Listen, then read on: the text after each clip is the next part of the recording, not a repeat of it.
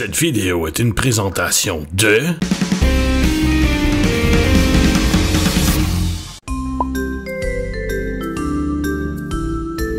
Ici Andrew Kassegan en direct du Geekfest de Montréal pour Puissance Maximale en collaboration avec Puffcorn. Merci pour l'équipement, monsieur Puffcorn.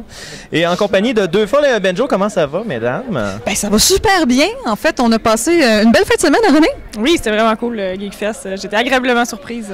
En fait, je devrais vous dire que vous êtes un peu ma découverte musicale, en fait, pour le... Oh, c'est gentil! En fait, je vous ai découvert avant, mais c'est grâce au Geekfest de Montréal, en fait. Ah, d'accord! À cause que je connais JP Cardin, le président du Geekfest de Montréal, puis quand on est allé à Animaracon, à Sherbrooke, ben, il m'a dit, il faut absolument que tu écoutes Deux Folles et un Banjo. Tu vas voir, c'est excellent. On en a passé à l'émission. Et effectivement, j'ai acheté l'album en ligne et je vous écoute. Et sérieusement... Là, il va falloir qu'on explique parce qu'en fait, il y a Deux Folles et un Banjo. Déjà au départ, ça sonne spécial. On voit la table ici, là. On dirait un magasin de bonbons. C'est ça, c'est quoi Deux Folles et un Banjo? C'est de la musique, je vous le dis tout de suite, mais c'est quoi le concept de Deux Folles et un Banjo?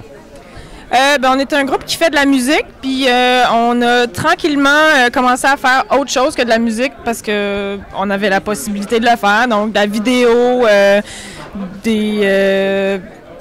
futur jeu de cartes, peut-être? Un jeu de poche, puis quand on fait des concerts, mais c'est théâtral, que c'est... On se permet aussi beaucoup de vidéos. On a déjà fait 2 vidéoclips, et on a plein de vidéos niaiseux à disponibilité de tout le monde.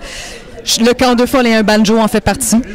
Non, ben c'est ça. D'ailleurs, on a vu une vidéo d'annonce où vous jouez au jeu de cartes un peu spécial que j'ai entièrement compris les règles. Ben, pour connaître les règles, il faut, ou pour soupçonner les règles, il faut vraiment bien connaître les chansons. Oui, ben, c'est toutes des insights de nos tunes. C'est pour les geeks de Deux Folles. C'est ça, j'ai compris parce que j'ai écouté quand même votre album plusieurs fois, mais je l'ai pas écouté à 100% encore pour que j'aie les paroles par cœur gravées dans ma mémoire. Ça viendra. Mais j'ai reconnu les clins d'œil.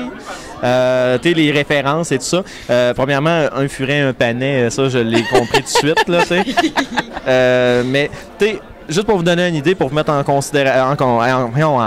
En contexte? En contexte, yeah! Merci! Un morceau de robot. En fait, contexte, les chansons, en fait, c'est des chansons un peu à texte humoristique, absurde, mais aussi, des fois, c'est niaiseux, c'est de la façon que c'est abordé, mais il y a quand même certaines chansons qui vont chercher une certaine réflexion sur certains points. Je vais faire une référence à une de mes tunes favorites, d'ailleurs, de votre album, qui est la moutarde. Ah!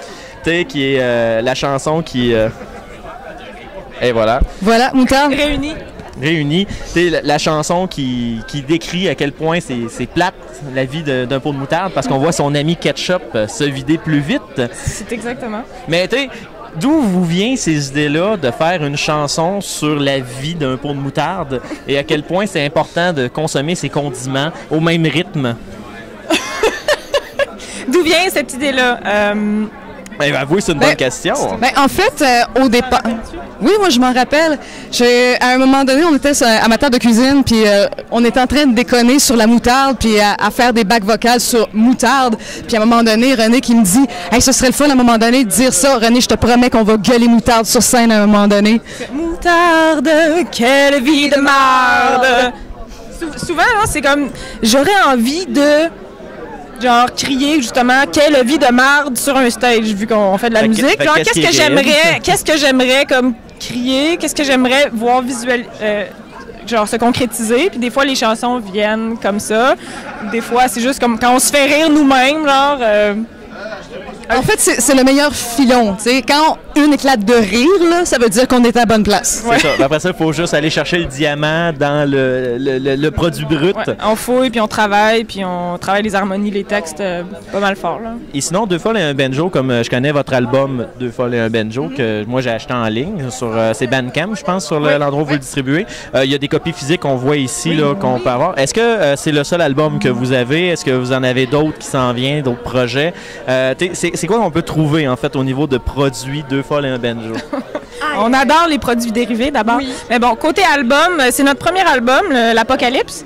Mais on a déjà des nouvelles chansons qui sont pas sur l'album. Donc, on le fera pas tout de suite. C'est quand même beaucoup de travail faire un album. Donc, peut-être l'année prochaine ou je sais pas. Bientôt, en tout cas, on l'espère. Sinon, on a... On a plusieurs vidéoclips, en fait, qui ont déjà été tournés, dont Pain Blanc.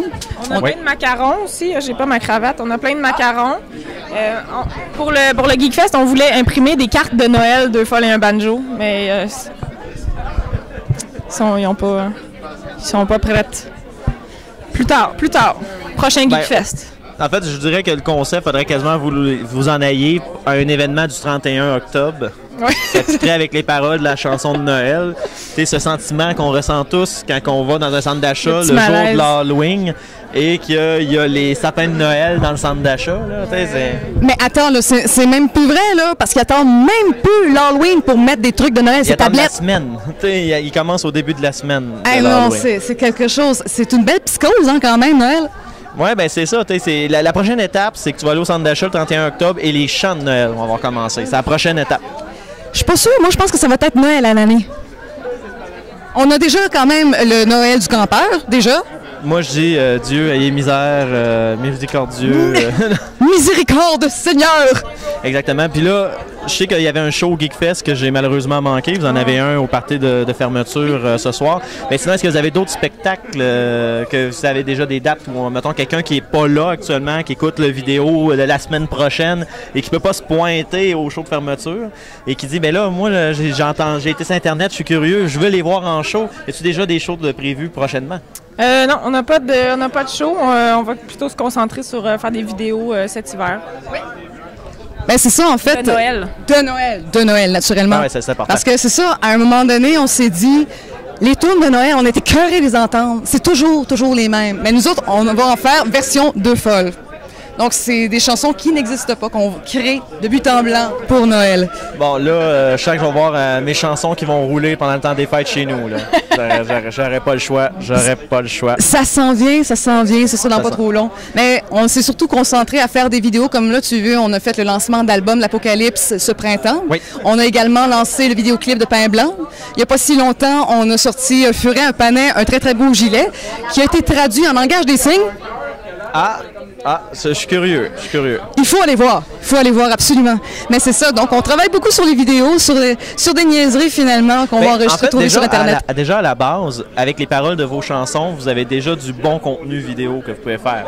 C'est très inspirant. À cause des textes, ça donne des idées. À la limite, c'est pas un vidéoclip, ça peut être quelque chose avec une thématique qui vient d'une de vos chansons. Oui. Puis on s'entend, on le voit tout de suite, vous êtes quand même des personnes colorées. Là, vous êtes capable de jouer quand même. Vous n'avez pas peur de l'absurde, on se le cachera pas. Là. Fait que je suis pas surpris que ça va être des vidéos quand même très drôles qu'on va pouvoir voir sur Internet. Puis je vous dirais sérieusement, moi, quand j'ai écouté l'album, je l'écoute, puis c'est sûr je vais rester à l'affût. Mais sinon, les gens qui vous connaissent pas, où est-ce qu'ils peuvent trouver vos choses sur Internet? Vous avez YouTube, mais à quel autre? Est-ce que vous avez un site web? Oui, site web, 2folle.com, tout simplement. Ça peut pas être plus simple. Puis à partir de ce site-là, justement, on a un lien vers notre page Facebook. Venez nous voir sur Facebook. Puis sinon, c'est ça, la page Facebook, on a aussi le Bandcamp, on a aussi notre chaîne YouTube avec les autres vidéos. Ben parfait, ben merci beaucoup de votre temps, c'est très apprécié. C'est un plaisir! Et on vous souhaite succès dans vos futurs projets. On vous souhaite un deuxième album quand que vous serez à cette étape-là. Et sinon, ben je vais me permettre de moi passer un message. J'en avais parlé hier. Quand que la web radio de puissance maximale sera lancée, ben 2 folles et un banjo sera dans la liste de chansons. Donc si vous êtes curieux, ben vous allez pouvoir l'écouter sur le web sur puissancemaximale.com. Merci. Merci à toi. Abonne-toi à ma chaîne YouTube.